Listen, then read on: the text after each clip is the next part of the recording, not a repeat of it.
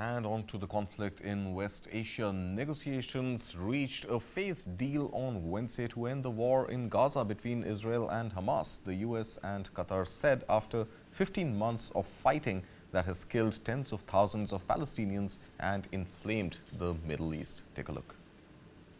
I can announce a ceasefire and a hostage deal has been reached between Israel and Hamas.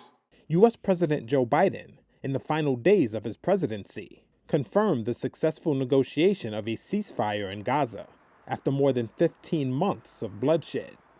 The deal is structured in 3 phases. Phase 1 will last 6 weeks.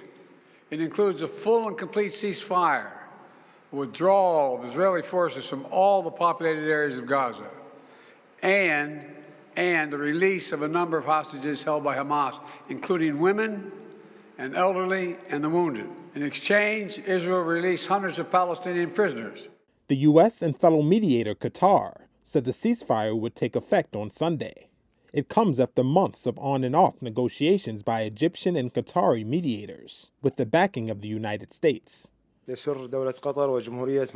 a news conference in Doha, Qatar's prime minister said the deal includes the release of 33 Israeli hostages, including all women, children, and men over 50 years old. Israel's acceptance of the deal will not be official until it is approved by the country's security cabinet and government. An Israeli official said votes were slated for Thursday.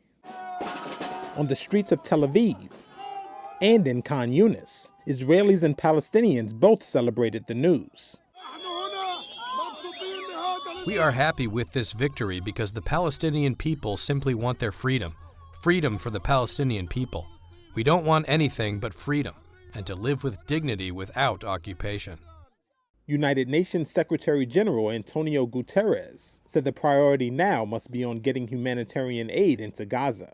The humanitarian situation is at catastrophic levels, and I call on all parties to facilitate the rapid, unhindered and safe humanitarian relief for all civilians in need.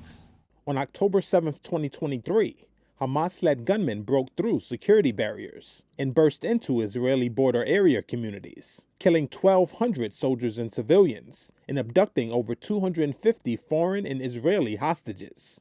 In response, Israel's air and ground war in Gaza has since killed over 46,000 people, according to Gaza Health Ministry figures. Despite Wednesday's breakthrough, residents and medics said Israeli airstrikes killed several people Wednesday evening in Gaza, just hours after the ceasefire deal was reached.